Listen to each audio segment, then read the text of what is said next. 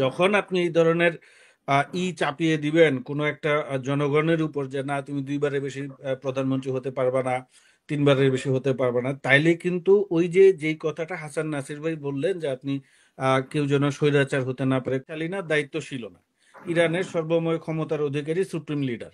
এই যে Iran Israel যে যুদ্ধ হলো বা ইরান যুক্তরাষ্ট্রের যে যুদ্ধ হলো, সম্প্রতি পাল্টা হামলা হলো, সেইখানে কিন্তু ইরানের রাষ্ট্রপতি খুব একটা গুরুত্বপূর্ণ ভূমিকা পালন করেন নাই, সুপ্রিম লিডার আলী খামেনেই পালন করেছেন। নর্মসের যে কথা বলি, সবচাইতে বড় ভুল বা এই কমিশনের সবচাইতে যে বড় দুর্বলতা, তারা প্রধানমন্ত্রীর ক্ষমতা খর্ব করতে চান, তারা কিন্তু পার্লামেন্টের ক্ষমতা খর্ব করতে চান না। তারা পার্লামেন্টে আবার একটা উচ্চ কক্ষ গঠন করে দুই কক্ষ মিলিয়ে ব্যালেন্স করতে চান। প্রথমত আপনি যেটা বললেন যে বিএনপি ঐক্যমত কমিশনের সঙ্গে সংস্কারের যে দুই টার্মের বেশি কেউ প্রধানমন্ত্রী হতে পারবে না, এটার সঙ্গে একমত পোষণ করেছে। আমার মনে হয় না এই তথ্যটা ঠিক। আমি জনাব সালাউদ্দিন আহমেদ সাহেবের যে ব্রিফিংটা দেখলাম, ওইখানে উনি বলেছেন যে কনস্টিটিউশনাল কাউন্সিল যেটা করার কথা ছিল সেইটা যদি না করা হয় তাহলে তারা এই দাবিটা মেনে নেবেন। তার মানে ওনারা একটা ট্রেড অফ করছেন, এটার সঙ্গে একমত পোষণ করছেন না।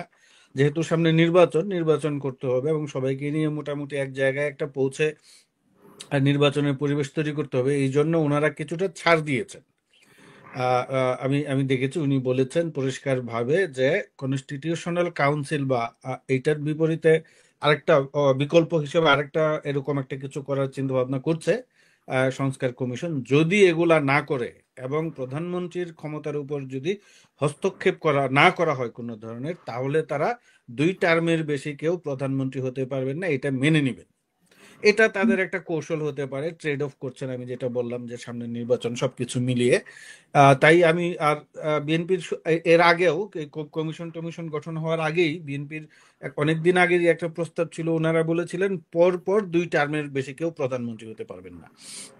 এটা আসলে ওনারা আগেই বলে রেখেছেন। এখন বর্তমানে যেটা আলাপ হচ্ছে যে দুইবারের বেশি কেউ হতে পারবেন না, সেটা পরপর হোক আর যেভাবেই হোক, গ্যাপ দিয়ে হোক।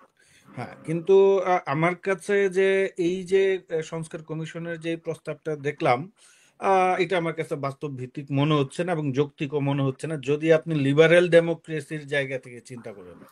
ফ্রিডম অফ চয়েস নাগরিকের, আমি কাকে ভোট দিব কি দিব না সেটা আমার ব্যক্তিগত মানে ফ্রিডম থাকা দরকার, এবং আমি প্রার্থী হতে পারবো কি পারবো না সেটাও আমার আপনার রাষ্ট্রের উন্মুক্ত রাখা উচিত। এখন আমি দুইবার দায়িত্ব পালন করেছি বলে যে আর হতে পারবো না, এটা যদি আমি অপরাধ না করে থাকি, যদি ক্রিমিনাল অফেন্স না থাকে, তাহলে পরে এটা আমার জন্য উন্মুক্ত রাখা উচিত। লিবারেল ডেমোক্রেসিতে তাই বলে।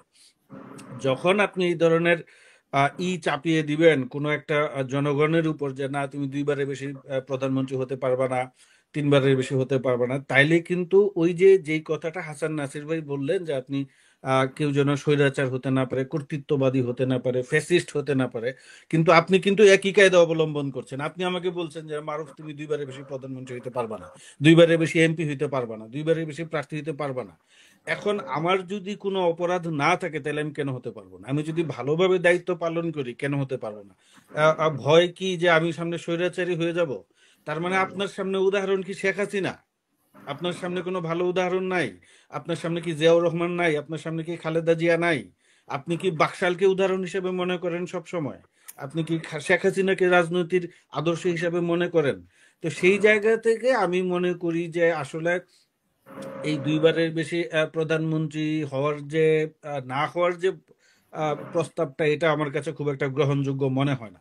এখন আপনি বলতে পারেন যে এরকম উদাহরণ তো অনেক দেশে আছে, অন্যান্য অনেক দেশে আছে, তার মধ্যে কয়েকটা দেশের কথা আমরা বলতে পারি সবচেয়ে প্রমিনেন্ট একটা হচ্ছে যুক্তরাষ্ট্রে। যুক্তরাষ্ট্রে দুইবারের বেশি কেউ রাষ্ট্রপতি হতে পারে না, প্রেসিডেন্ট হতে পারে না, কিন্তু সেইখানে কংগ্রেস অনেক শক্তিশালী।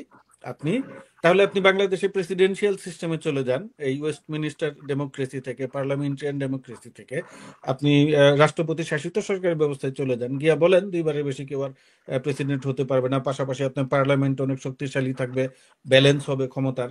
সেটা তো কেউ বলছে না। আরেকটা কথা, আরেকটা দেশে দুইবারের বেশি কেউ রাষ্ট্রপতি হতে পারে না, সেটা হলো ইরান। এখন ইরানের ডেমোক্রেসি বা ইরানের রাষ্ট্রপতি খুব বেশি শক্তিশালী না, দায়িত্বশীল না।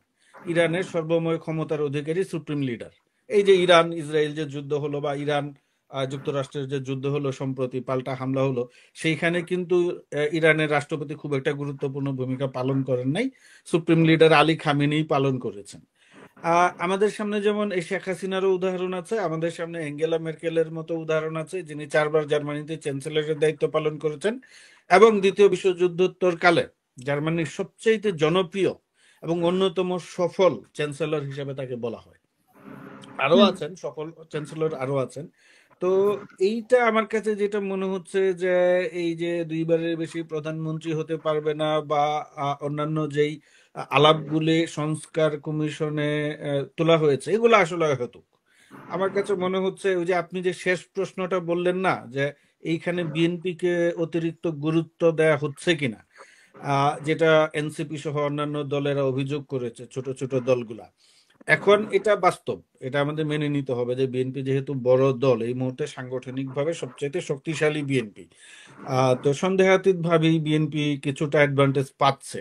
এটা যারা অভিযোগটা করেছে এটা অমূলক না। আর বিএনপি কিছুটা হুম। সুবিধা পাচ্ছে, সরকারের কাছ থেকেও পাচ্ছে, নানা জায়গা থেকেও পাচ্ছে, যেহেতু তারা বড় দল। এই জায়গায় হচ্ছে ঝামেলা বা সংকটের জায়গাটা। আমি মনে করি যেহেতু বড় দলের সঙ্গে রাজনৈতিক ভাবে এখন এনসিপি বা অন্যান্য দলের মোকাবেলা করা সম্ভব না।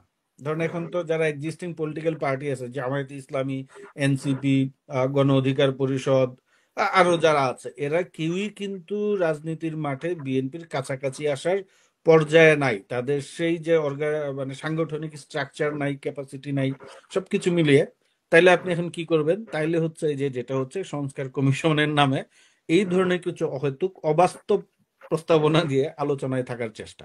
কারণ আপনি যদি এইগুলা না থাকতো, তাইলে কিন্তু এত দীর্ঘ আলোচনা, এত ডিবেট, এত কথাবার্তা হতো না। তো আমি আমি হুম। আমি মনে করি যে আহ, এটা আসলে আমি আমি সংস্কার কমিশনের শুধু এই প্রস্তাব না, অন্যান্য প্রস্তাবগুলো দেখেছি, দেখে আমি অবাক হয়েছি। যারা মানে আমাদের যে ডেমোক্রেসিক ভ্যালুস, নর্মসের যে কথা বলি, সবচাইতে বড় ভুল বা এই কমিশনের সবচাইতে যে বড় দুর্বলতা, তারা প্রধানমন্ত্রীর ক্ষমতা খর্ব করতে চান, তারা কিন্তু পার্লামেন্টের ক্ষমতা খর্ব করতে চান না। তারা পার্লামেন্টে আবার একটা উচ্চ কক্ষ গঠন করে দুই কক্ষ মিলিয়ে ব্যালেন্স করতে চান। এখন আপনি দেখেন, আমি শেষ করছি, বাংলাদেশের সর্ব ক্ষমতা কিন্তু ঢাকায় কেন্দ্রীভূত, পার্লামেন্টে কেন্দ্রীভূত। আপনি কোথায় উন্নয়ন বাজেট যাবে, কোথায় বিশ্ববিদ্যালয় হবে, এই হচ্ছে পার্লামেন্ট থেকে আপনি নির্ধারিত হয়। আপনি দেখেন স্থানীয় সরকার কমিশন আছে, সংবিধান সংস্কার কমিশন আছে, আর অন্যান্য সংস্কার কমিশন আছে, এরা কেউই ক্ষমতা বিকেন্দ্রীকরণের কথা বলে নাই।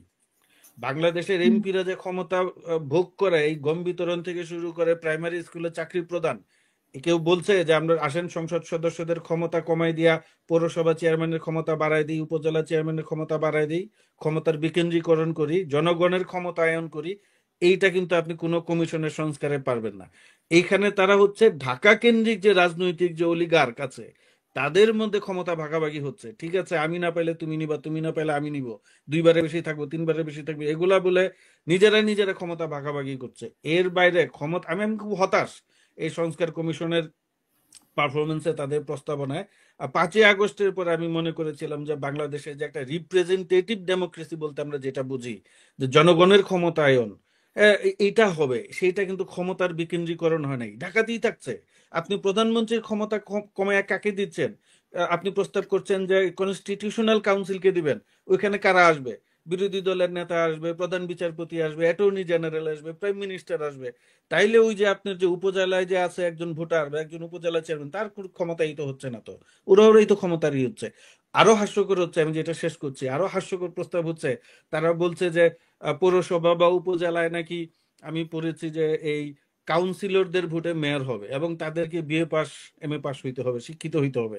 আরে ভাই, আপনি দেশের সারা দেশের মানুষের জন্য শিক্ষা নিশ্চিত করতে পারছেন? কি পরিমাণ ড্রপ আউট হয় আপনার এসএসসি থেকে এইচএসসি বা প্রাইমারি থেকে এসএসসি, তার হিসাব আছে? আপনি এই ধরনের অলীক অবাস্তব কথাবার্তা কিভাবে বলেন? আপনার দেশের প্রতিটি মানুষের শিক্ষার আপনি সুযোগ যখন শতভাগ নিশ্চিত করতে পারবেন, হ্যাঁ, এটা আপনি জার্মানিতে হইতে পারে, আপনি ফ্রান্সে হইতে পারে, আপনি ব্রিটেনে থাকেন, ব্রিটেনে হইতে পারে, কানাডায় হইতে পারে। তো ওরা বলতে পারে যে মিনিমাম গ্রাজুয়েশন না হইলে বা স্কুল পাস না হইলে কেউ জনপ্রতিনিধি হইতে পারবে না, কারণ এইখানে আপনি যদি পড়াশোনা করেন না করেন, রাষ্ট্র আপনাকে দায়িত্ব দিবে, অর্থ দিবে, সুযোগ সুবিধা দিবে, বাধ্যতামূলক পড়াশোনা করতে হবে। আপনি এই যে ড্রপ আউট হয়ে যারা এই যে শিশু শ্রমে যায়, ইট ভাটায়, কয়লা খনিতে, এই যে এই আপনি কেরানীগঞ্জে যান, ব্যাটারি ফ্যাক্টরিতে কি পরিমাণ ছেলে পেলে কাজ করে, একটা অস্বাস্থ্যকর পরিবেশ, এটা আপনি রক্ষা করতে পারছেন? পারেন নাই তো। তো এইগুলো অলিক অবাস্তব কথাবার্তা বলে তো লাভ নাই। জি, ধন্যবাদ।